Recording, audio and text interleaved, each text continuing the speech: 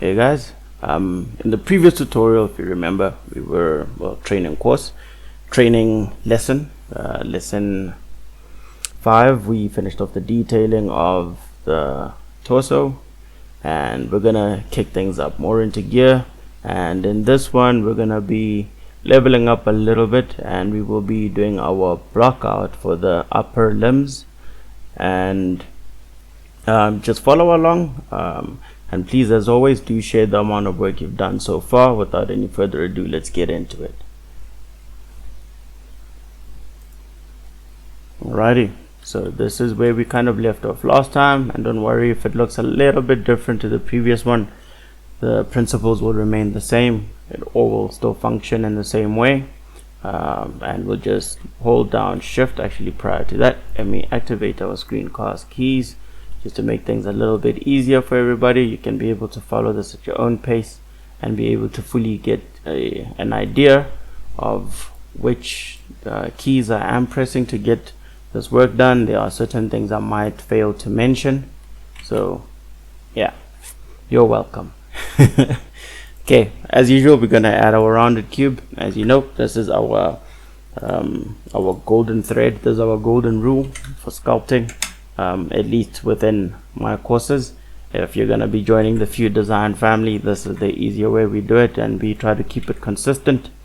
And there's an importance with being consistent about it, and it's that why not get to a familiar workflow. And don't be shy to learn other ways, though, just letting you know on that.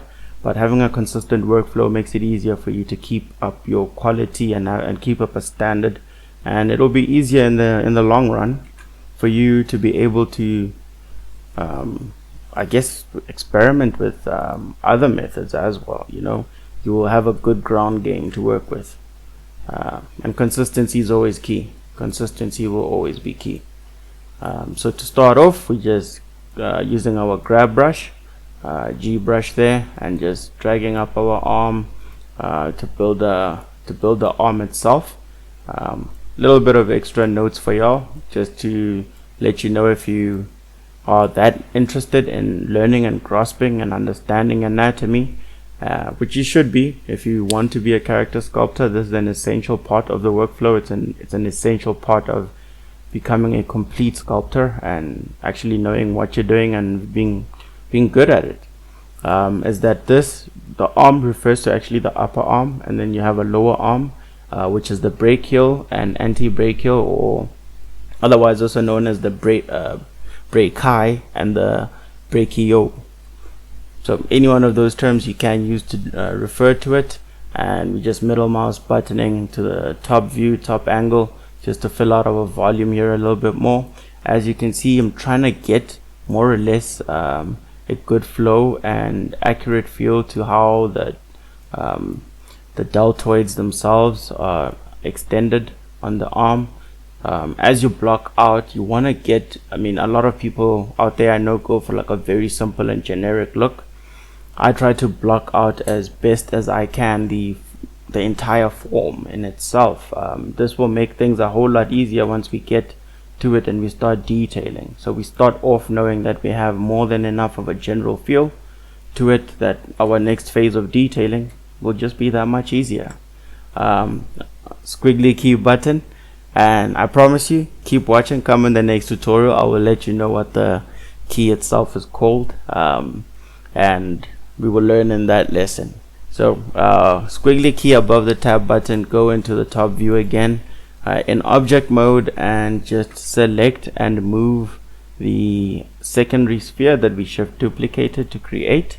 And this is for the purpose of forming the anti-brachial, or the forearm of the character.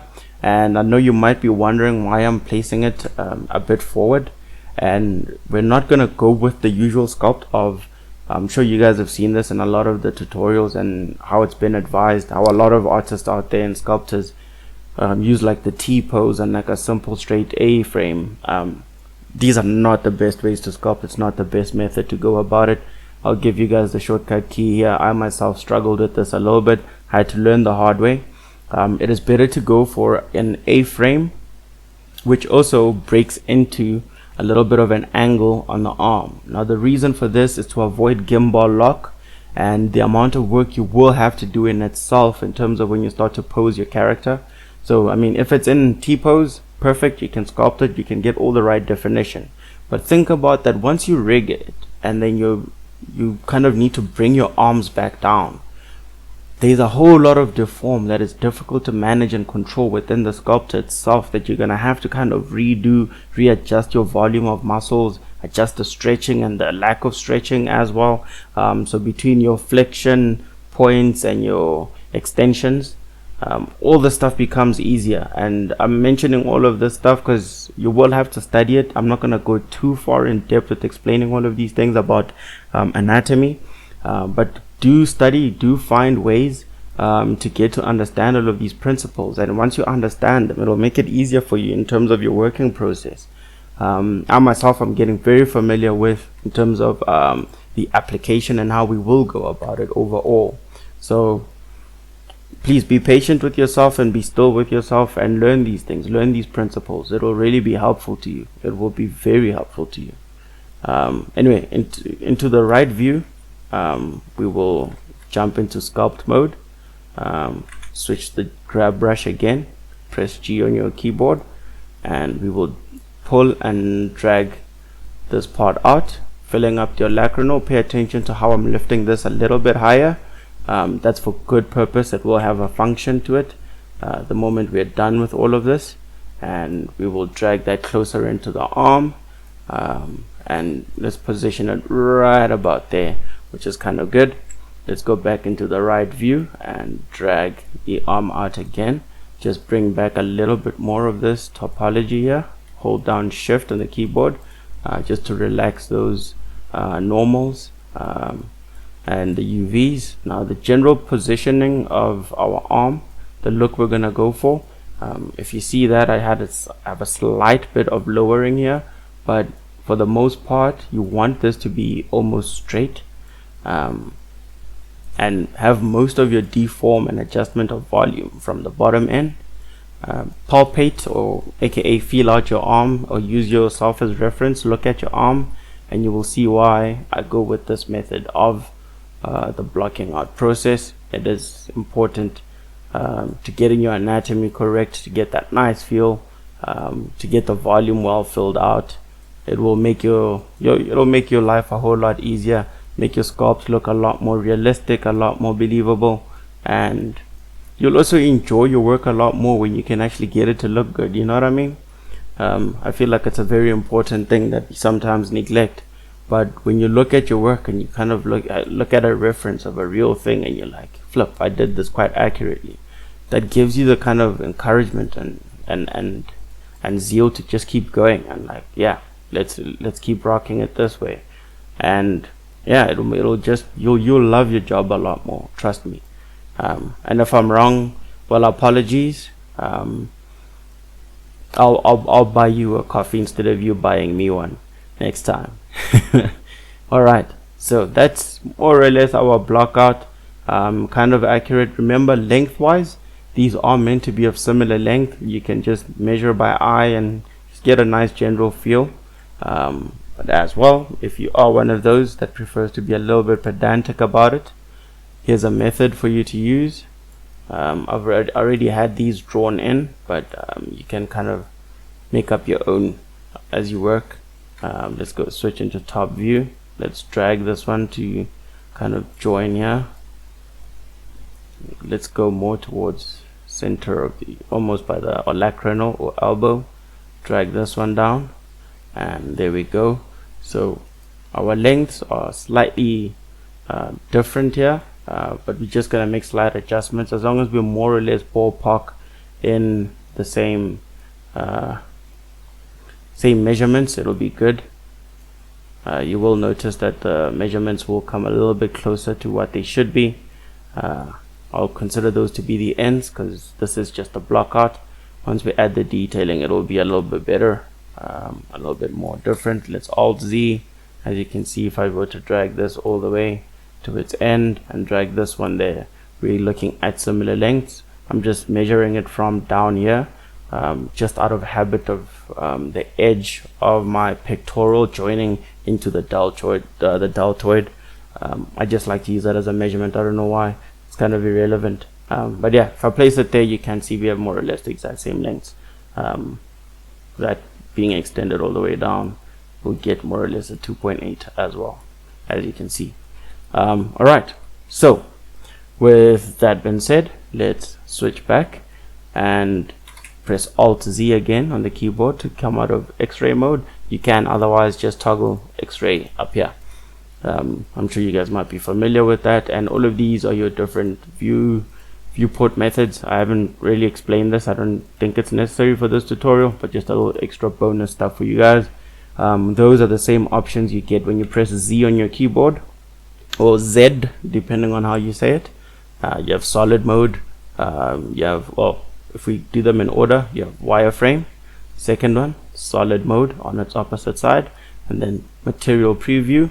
As you can see, the icons match, and the rendered viewport.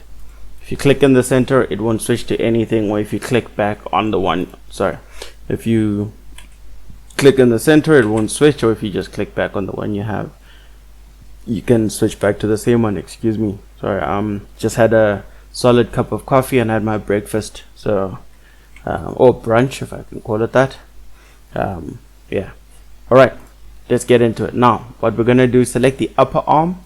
Well, we'll select the arm, the brachial, come here, retitle it and call it arm. We'll just call the whole thing an arm for now, considering that that's the norm. But yeah, do recognize and realize that it's not quite the same thing. It's not the scientific term for it. So when you're doing your anatomy studies, don't be surprised when you find that, okay, they're not quite exactly the same thing. They won't be written as just arm. Okay, arm, click on union on the boolean, select the ink dropper, and voila, as an exact merge, so it will follow the quads perfectly and create a good outline and merging of the two forms. The reason why I only titled one of them and use this one to be the one to have the modifier is because once we click apply on this, it will automatically give the title of arm to the whole thing, because I selected the one that has the title to be the one that contains the modifier itself. And then we can click on the drop down here and click apply, or you could have clicked Control A as you saw with the shortcut on there. And if you just watch my key, my screencast keys here, as I hover over it and click Control A or Command A if you're on Mac, and it will apply. There we go. Then we select the anti-brachial, delete it, and now we have a whole arm there. We can switch into sculpt mode by pressing Control Tab and holding and leaving it. It will open this dialog menu where you can select which mode you want to work in. So we're coming into sculpt mode. Yeah, I think at this point, if if you don't know this, it would be a problem, but just in case. All right, now with it selected, what I want to do, actually, let's just try the remesh first. Front view, and we shall press Control R. Shift R, and as you can see, there's our grid. We want to keep it low poly. We'll use multi-res to get extra detailing on it, so we can go about as low poly as possible for this one. I don't think it will be a train smash. And once you've dragged that out and selected a value, by the way, I know I already told you before, but just as a reminder, Shift R going to the right adds topology. Now this is the most faces it can add at 0.00001,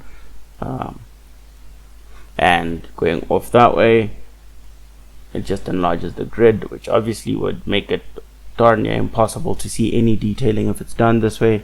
So let's be a little bit smarter about it. Let's cut it off at round about let's say 0.2. I think with subdiv we should be able to do fine with this one. There we go, and then press Control R, and there you can see it. It has turned all of these into quads. So you don't want to over detail, because you would have lost any detailing in this process of the work. And while we are in sculpt mode, if you push Control 2, for example, it automatically adds the multi-res instead of adding subdiv like it does in if you are familiar enough with the workspace. When you are in object mode and press Control 2, what it will be adding, okay, now kind of keeping it at multi-res, I think it's because oh, it's actually not, forgive me, it actually subdivided without adding the modifier. With the older versions of Blender, actually at this point what it would do is add the modifier of subdiv here and not just subdivide the mesh. So we'll Control Z. So the new method is that multi-res will be the automatic added one. While we're in sculpt mode, we'll go back into sculpting and add in our muscle tissue. Actually, you know what, let's leave that for the next one. Let's leave this to be our simple block out. So guys, I will check you out in the next video. Let's not let this drag out, and we'll try to be as quick as possible in the next one. I hope you liked it, hope you enjoyed it, I hope you learned a little bit of something, and cheers, see you later.